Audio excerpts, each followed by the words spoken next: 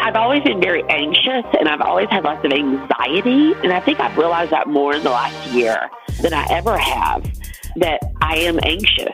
I don't know what makes me anxious, but I use it to fuel me for productivity. And I feel like you could go two ways. If I am not productive with my art, my anxiety can really start to make me feel sad because I don't feel productive.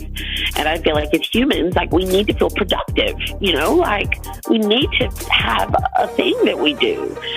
So when I found art, I just found something that brought me so much joy and bliss. Ashley Longshore is a New Orleans-based pop artist known for her paintings, mixed media creations, and epic designer and fashion collabs. I first discovered Ashley's work when I met a friend at Diane von Furstenberg's Women in Charge event at the flagship store in the Meatpacking District. Ashley created a colorful world where her art and the powerful women featured, from Michelle Obama to RBG, were completely engulfed in the space. And of course, there was pink everywhere, which I love. But beyond the label of fashion's art darling, Ashley's personal journey is what moved me the most. Her fearlessness, creativity, feminism, and resilience is inspiring. And if you haven't yet, check out her books. I Don't Cook, I Don't Clean, I Don't Fly Commercial, which is my new aspirational mantra. And my personal favorite, You Don't Look Fat, You Look Crazy, which is all about her life. And lastly, her new book with Diane von Furstenberg, Roar, a collection of mighty women, is available for pre-order now and will be released on October 5th. I hope you enjoy our conversation. Hello. What's up? Oh my God, it's Ashley Longshore. I am dying inside. Thank you so much for coming on the show. Thank you so much, too, for being patient with me. It's so funny how I really realized that time is my most precious commodity, in that, being able to be creative and make my art. I'm also working on a big project right now where I'm writing a lot, and thank you for being patient with me while I rescheduled. But I'm so happy. Oh my goodness. Absolutely. I mean, you're an artist, I always, for creatives, I'm like, whatever needs to happen will happen. Like, we'll work around it. Totally fine. But thank you so much. Yes, it's a pleasure. Oh, and it's so nice that the world is opening up and we're starting to see fashion. Yes. That Aria Gucci show yesterday was Balenciaga. It's funny because I was like, gosh, Alessandro is so amazing and he's so creative, and I just need another big moment from this fashion house. And yesterday I just was like, what? Oh, we were all dying. Wow. Every time. Yeah. I just can't wait for everybody to come out of hiding and start, reemerging with all of their new feathers and, their new style. I just can't wait to see. I can't wait to see people and be around people again. Me too. I miss it so much. Well, do you think we'll be around people when your new book with DVF comes out? I mean, I'm just saying, in October? Yes, absolutely. I think so. 100%. 100%. I love that. I'm actually already seeing some concerts and things like that being booked up for the fall. So, and I'm vaccinated, so I mean, I'm definitely ready to get back out there. So, yes. Yeah. Yes, I'm getting mine tomorrow, so I'm super, super excited. Oh, it's going to be wonderful, and it won't be as bad as everybody carries on about. It's easy. You're going to love it. I love it. Well, I just have to tell you, that you are like my glitter, like fairy godmother, because literally yesterday, I mean, I'm in the middle of a divorce. I have 2 toddlers, and it's just sort of like reimagining life and what it's like. And I remember just being so tired yesterday and calling my sister, and I said, you know what? I'm just going to run away and move to Montana. Totally random. Oh, I did that. Well, I binge read your book literally after, and I said, oh my God, this is a sign. Like, I'm supposed to do this interview because of your whole Montana situation, which I love. And I've had a divorce too, honey. New beginnings are a blessing, and it's okay when there's cycles of things. Nothing lasts forever, and the greatest thing is when you can be independent and believe in yourself and be your own best friend. And even when shit is going to hell in a handbasket, you can be your own cheerleader. So I hope that you can do that right now and know that you've got everything you need inside of you to get through whatever you're going through and be the unique, incredible human that you are. It's your book was so inspirational. I mean, I was laughing out loud. Like, it just completely turned my day around. So thank you. I'm so glad. And I'm so glad. There's also, you did an interview on CBS a while back, and you say, and I quote, "It's all about the journey because instant gratification will only get you high, pregnant, or drunk." And that, because you know what? That is the truth. I may tell you, I may say, you know what? Tomorrow's Saturday. I want an apple pie. I want it so bad. Well, honey, if I go plant an apple seed today, I ain't going to be picking apples from that tree tomorrow. And I think in an age of social media, watching television sitcoms, the idea that everything could be resolved in 30 minutes or 2 hours, being able to Google anything and get answers immediately, we've really grown into this instant gratification state of mind. And I mean, even with me being a creative, like, I get very impatient. I have an idea for a painting and I paint it. I paint it today. And I've found where the immediacy of that has made me very impatient with other things and other projects, because that is the gratification. And, there's a high that goes along with that. Instant gratification will generally only get you pregnant, high, or drunk. And sometimes that could be a good thing, I guess. You know what? Can we just get a book with all the isms from Ashley World? Like, I feel like I need a coffee table book with all of those reminders in it all together, because there's so many good ones. Good. Lord, maybe in like 20 years, I'll do like a big sumo or something. Yes. And it'll have all of that. That's my goal. I just want to have a fucking sumo, I love it. Well, you know what? Let's start from the beginning, just for the listeners who may not be familiar with who you are. So where are you from and what inspired you to be an artist? I'm originally from Montgomery, Alabama, which is a beautiful place in terms of, like, there's lakes and gorgeous trees, but it is ungodly conservative. And I was raised, to do your art, but make sure you go marry a rich man, and, make sure you're skinny, and make sure your house is pretty, and, make sure the neighbors never have a reason to talk about you, and always be a lady, and don't disagree with anybody. Just bat your eyes and smile. And, I'm going to be honest with you, from the time I was, a year and a half old, I already knew that something was fucked up with all of that. Yeah.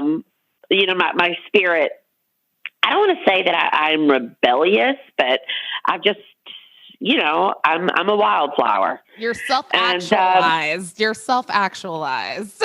Yeah, I don't know if I'm just like a old soul or, I think being creative and being artistic, I'm very much in tune to like what feels right in my intuition, and that shit just never felt right to me.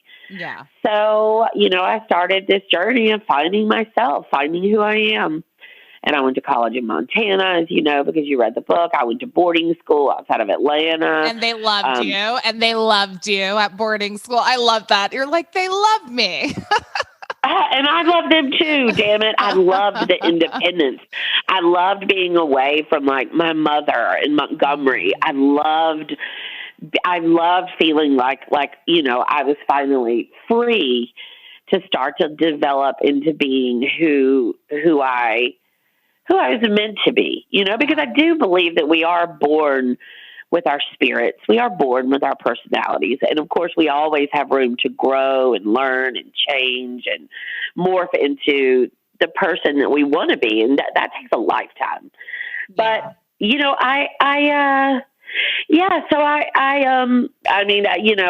being from Montgomery, I was able to be around, you know, all these cool kids from like California and Oregon. Yeah. And there were lots of people from the Asian community there. I had Japanese friends for the first time. And I was just like, wow, God, I'm so glad to be out of, you know, Montgomery.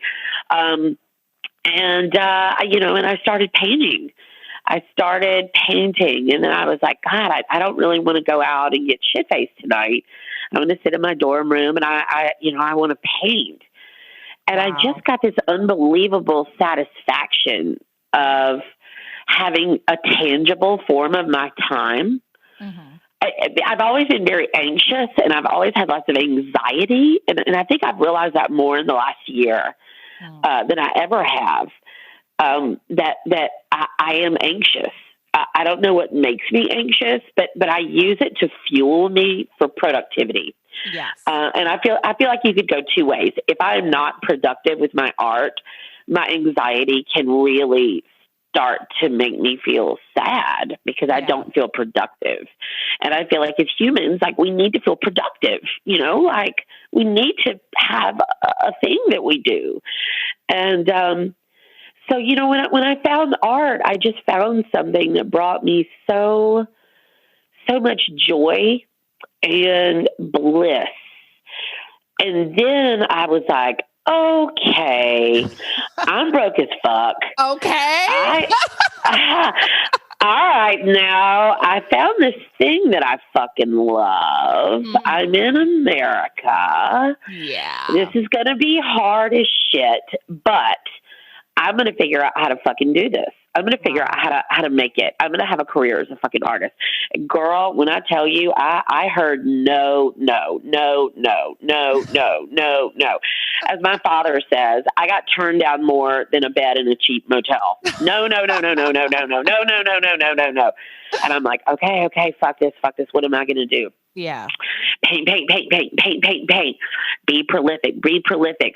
Reach out, you know, send emails, find a tennis mom, find somebody to have a coffee shop, find somebody to have a little art show for me. Let me get myself out there. And, you know, and so it begins.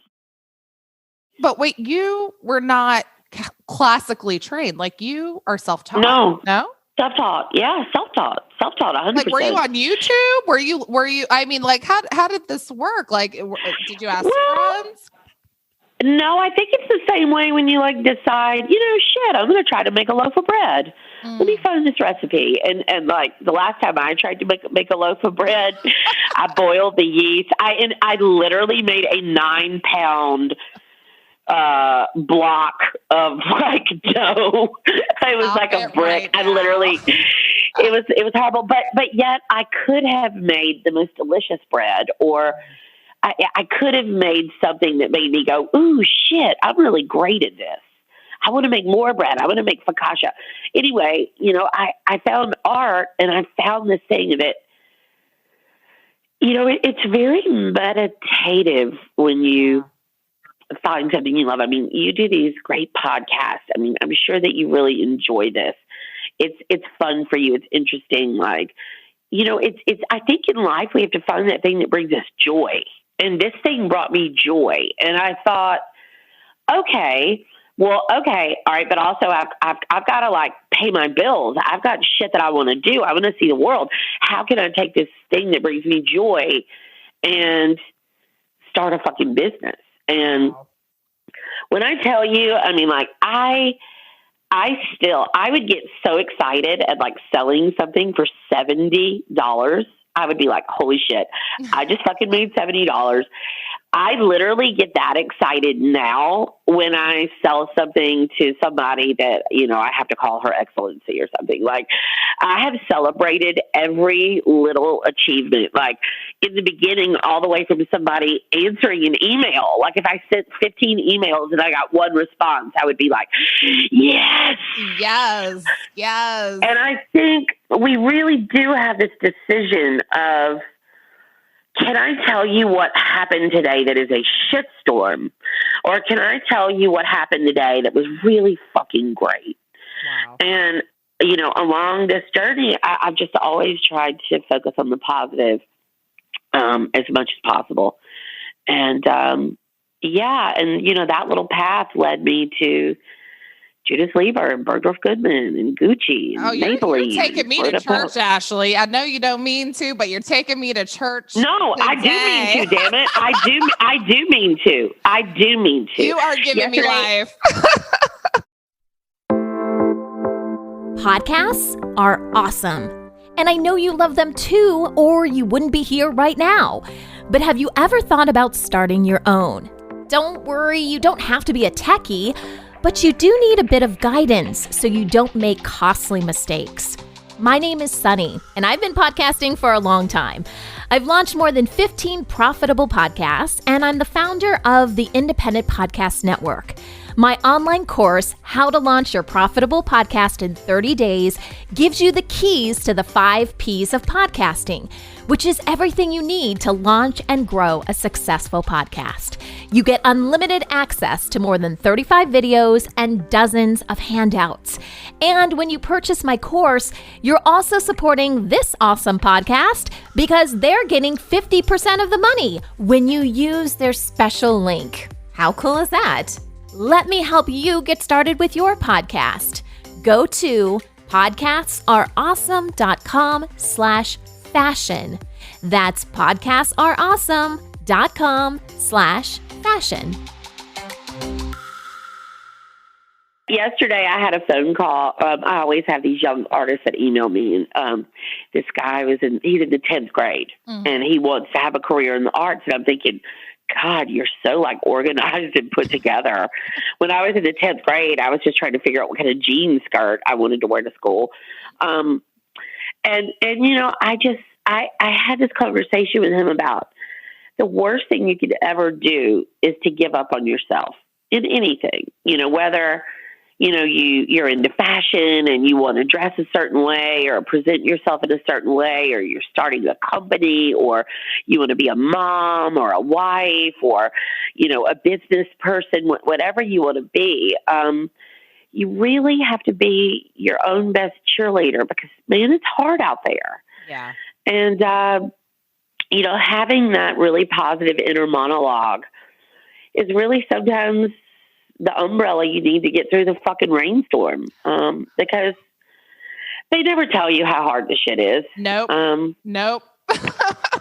They don't. I yelled at my mom. You. I yelled at my mom. I was like, Mom, really? You didn't tell me how hard it was to be a working mom. And now I'm a single. This is hard. Like, this is so hard. Nobody tells me. Yeah, but you can do it. You can do it. I'm tired. You can do it. I know you can do it. Yeah, it's fucking hard. I love it. But you're so inspirational. And by the way, I need to get one of the necklaces that you have, get a replica made where it says, what is it? I would fuck me. Yeah, that's right, girl.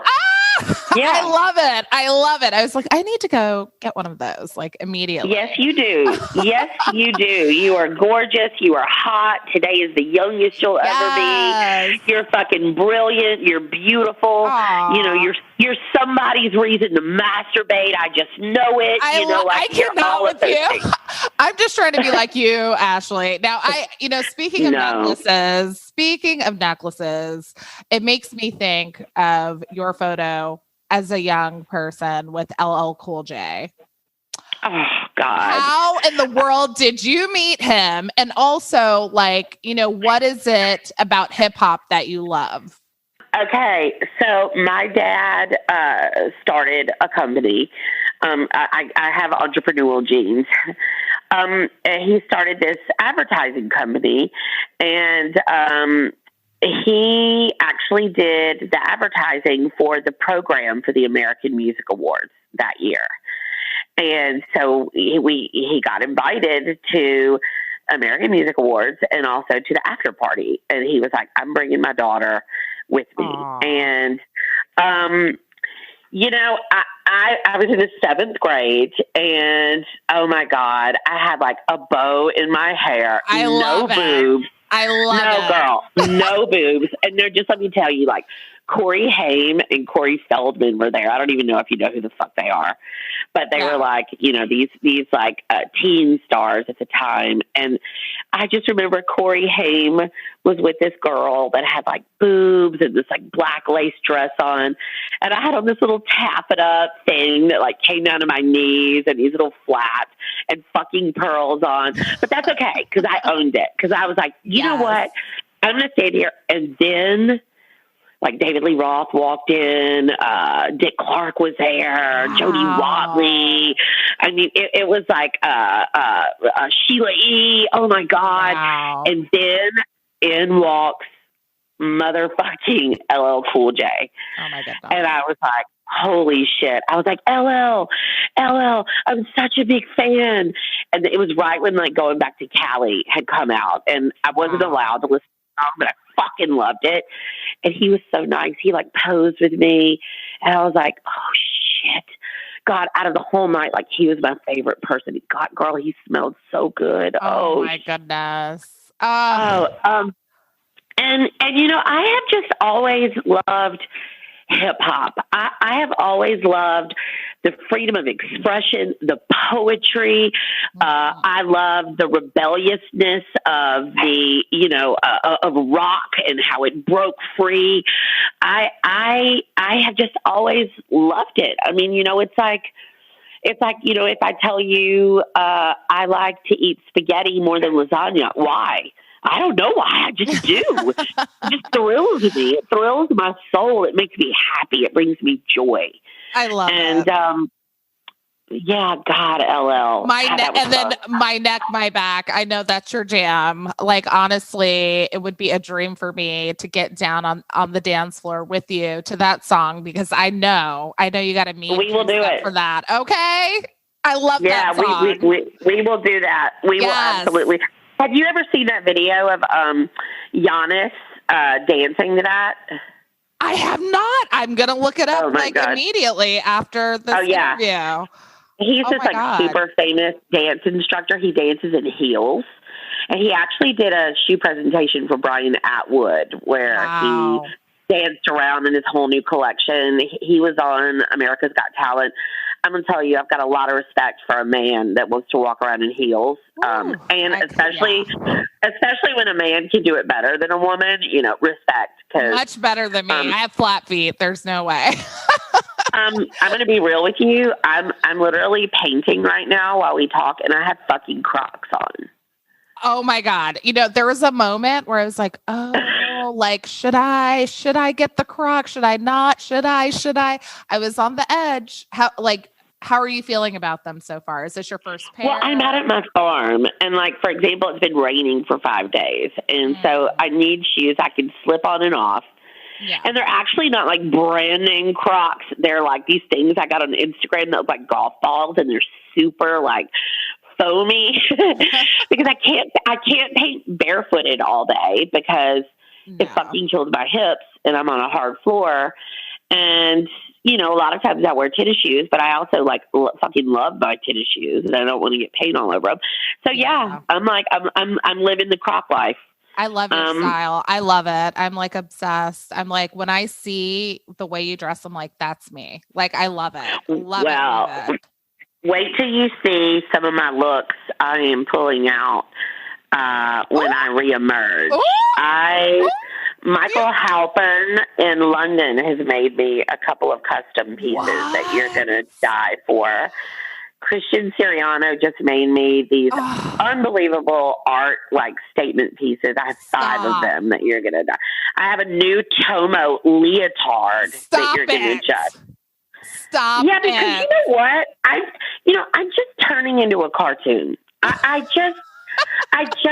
love fashion so much because we can really express on the outside how we feel on the fucking inside. And I'm excited and I'm playful and I want to have fun. I want to be around joyous people. I want to celebrate life, and I just find so many of these incredible, outrageous pieces. I really feel more like myself in them. I love it. I love it. Now, I have to pull it back. You tell this amazing story about how you were crying your eyes out at the Bowery because you had spent all this money on an art show and no one bought anything. Nothing. I had no money. What would your advice be to aspiring artists who are, having difficulties breaking into the galleries and sort of, gaining the notoriety they're looking for? And then obviously the art world can be very elitist. Whether it's galleries, curators, like there's still an opportunity for more representation as a whole, I believe. I mean, but this is also why it's so great. We could dwell on that, or we can say, you know what, fuck this shit. I'm going to start my own business. I'm going to use my social media. I'm going to put myself out there. She who toots her own horn controls the volume. I'm not going to wait for anybody to tell me, hey, okay, now you're fucking good enough.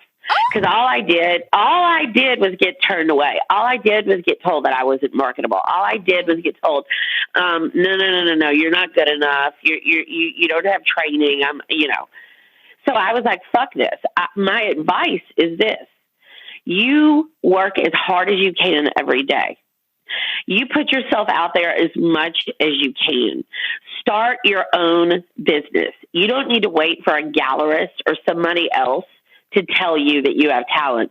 You are enough on your own. And thankfully, we have these platforms now that you could go out there and promote yourself. Now, that is not enough because you've got to, figure out how to have some shows. Talk to your friends' moms. Can they host a little something for you? There's lots of creativity when it comes to starting to market yourself and put yourself out there. But if you are crying, if you are upset, if you feel like you are failing, just know I have felt that way so many times. Sometimes I still feel that way.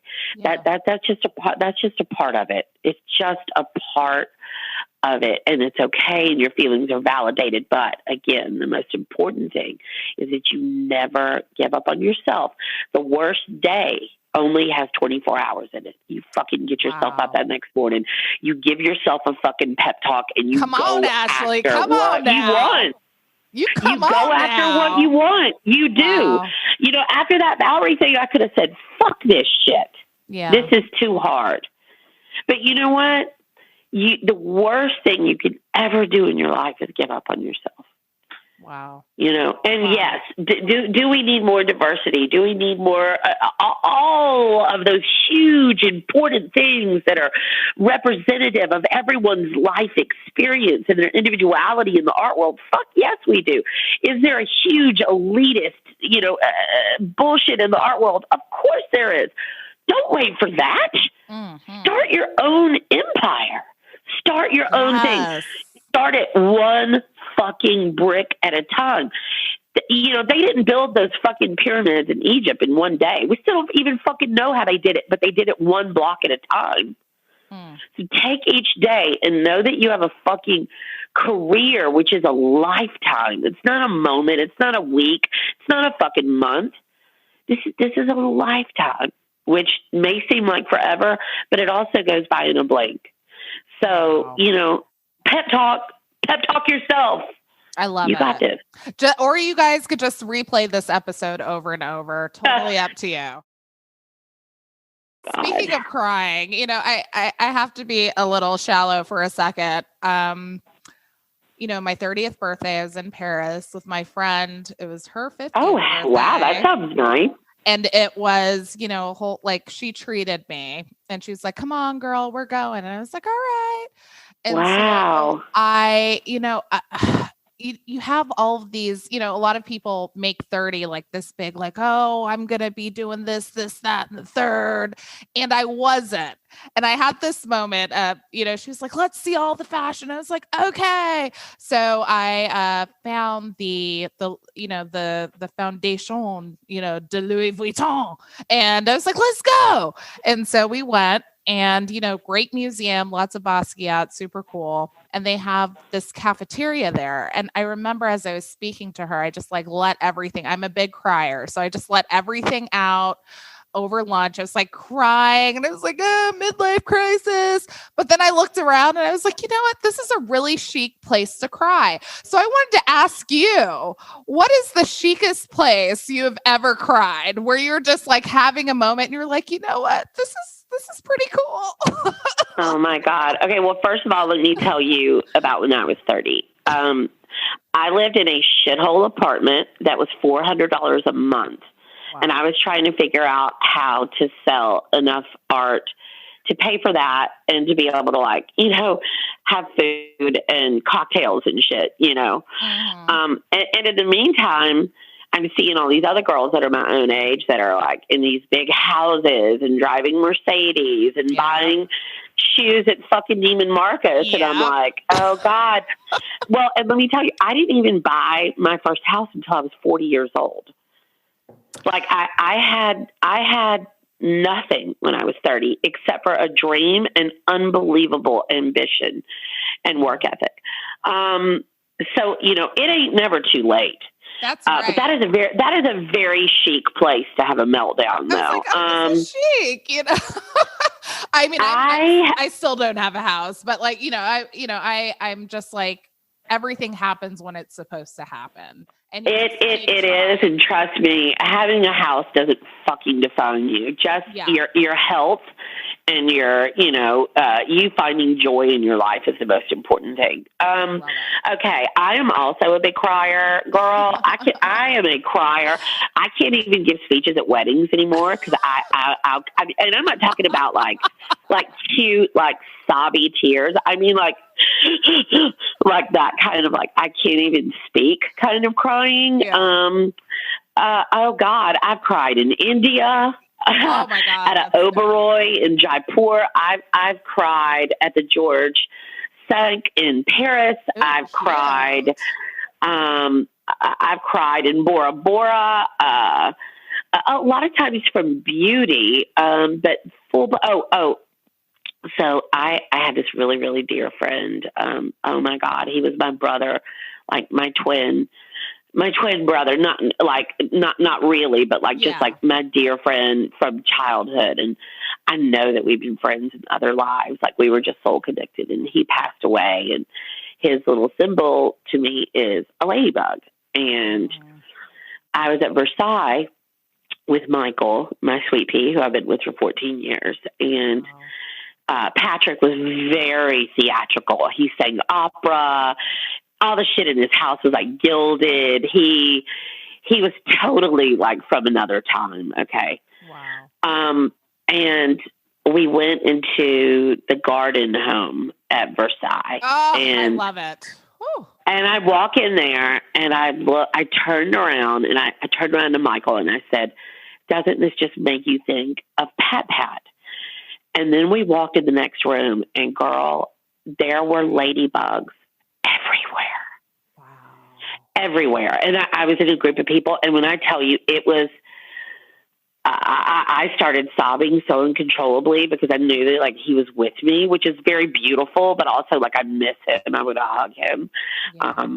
Oh God, I'm about to cry right now. Anyway, I'm a crier. I'm a crier too. As you're telling I'm a crier too. I feel just the love that you have for him and just the way you describe, I just feel that so much. Yeah, I'm a crier too, but I think that's a good thing. It's a good thing to be able to like release, and it's a good thing to feel. A lot of people don't fucking feel, and they don't want to feel, and they, I want to feel it. I want to feel it. Absolutely. It also reminds you that like carpe fucking diem, man. Carpe fucking diem. How about that? Seriously.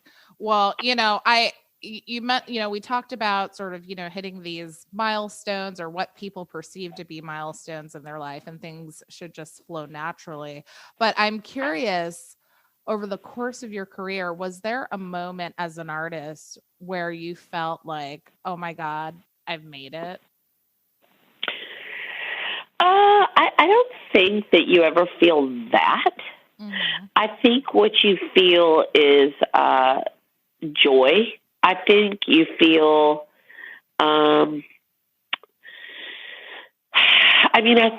think you've made it when you feel peace and joy. It isn't about like money or media or fame or any bullshit like that. Yeah. We all have goals. And I think too, when you start to accomplish lots of things on your list, you realize, oh my God, this is amazing. This is incredible to be a working artist. Like I'm really grateful for that. I think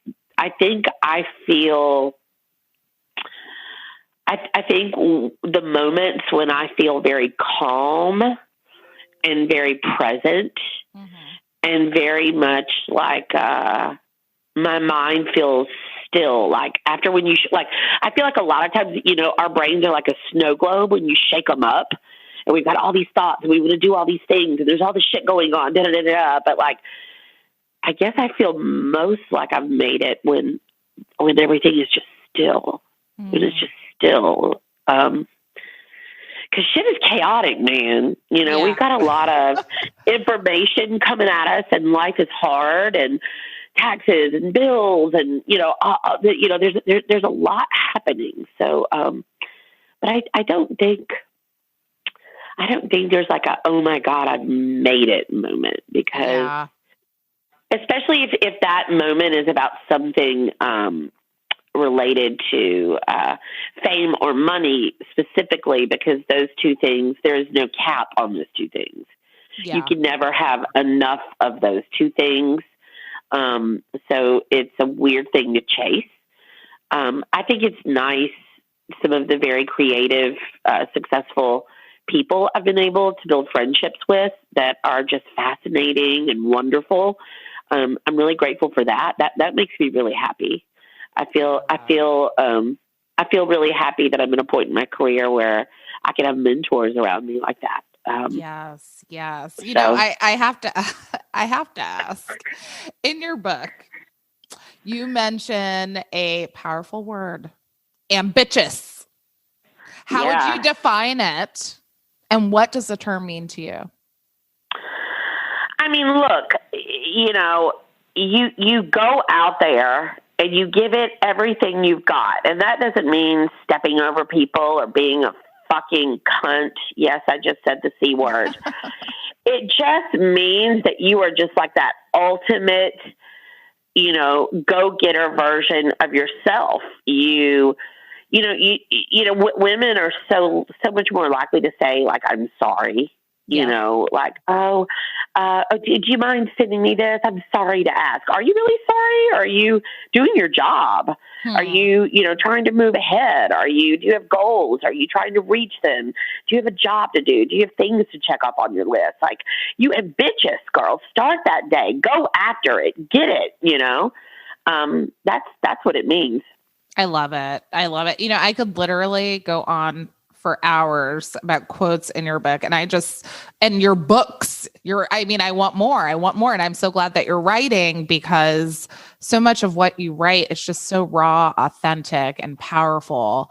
And I just appreciate you putting yourself out there that way and expressing yourself in that way, beyond just being a painter, and painting and sculpturing and doing all of these really cool things. Well, guess what? You want to know something top secret? Oh, yes, I do. Spill it. Well, one of the things I've been writing is a cartoon that has already been picked up by a big network. And I'm just waiting for it to hit the trade magazines. Hopefully it's going to be out next week. The network is making the big announcement. But I can't wait. I have a cartoon, and it's a cartoon with a female lead, which is, there's not really one. There isn't one. And it's an adult cartoon. So I love it. Yeah. And then I've got an incredible book, a new Rizzoli coffee table book, all about powerful women coming out this fall. I know you mentioned that before. So yes, there's lots of... Go get it, pre-order it right now. We'll have a link in the show notes. Go buy it. I can't wait for it to come in. I told all my friends, like, we're ready. So thank you so much. Thank you for this opportunity, and thank you for all of your good energy. And, I'm proud of you, not to sound condescending, but I am proud of you because you're doing your thing. And I'm just so happy that you reached out to me. Ashley, I can't let you go. Number one, I'm super excited about the cartoon because I haven't been this excited since Gem and the Hologram. So thank you. And number two, one thing we ask all of our guests is what is their favorite fashion moment or one of their favorite fashion moments of all time? Oh my God. I think it would have to be Fall Fashion Week, Christian Siriano, and all of these models are lined up behind me. And I had all of my paintings in the middle of the runway, and Christian wanted me to paint live during the show. And wow. I didn't know I was going to be the first person to walk out, and it was at Gramercy Hall. Is that right? That beautiful rotunda. Oh my God! And the sound system. I guess they had put in this unbelievable sound system because Beyonce did a performance in there, so it was like the sound system in there is unbelievable. And oh my God, my heart has never beat that fast. I walked out. They were like, go to show. And I was like, oh my God, like I am walking out in front of all these bots. And I picked up my paintbrush and my hand was shaking. Like I could feel every blood vessel in my whole body. Oh my God. It was, and then at the end, Christian came and grabbed me and like reined me up into the front. And I'm like, are you shitting me right now? Is this really... Like again, I'm a self-taught artist from fucking Montgomery, Alabama that had a million people tell me you have no talent, you're not marketable, you'll never make it. And just, don't ever listen to anybody that tells you something fucking negative. Try to be the best person you can be. Help people in your community when you can. Fucking go for your fucking dream. Don't wait for anybody's permission. And just, take life by the damn labia minora. Yes. Yes. I'm ready. We're ready. Ashley, thank you so much. Thank you. Thank you being with us. And thank you for coming. Thank you so much for the opportunity. You're always welcome. Anytime. And we'll see you. All right, my queen. All right. Fabulous.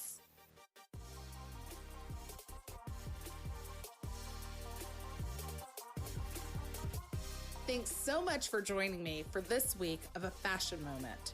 If you like what you hear, we'd love for you to join our community of listeners and spread the word about the show. We also want to hear from you. Share your favorite fashion moments and dream guests with us by sending an audio clip or email to afashionmomentpodcast@gmail.com. Or you can tag us on Instagram at A Fashion Moment, and you could be featured on next week's episode. And don't forget to subscribe and leave us a review and let us know what you think.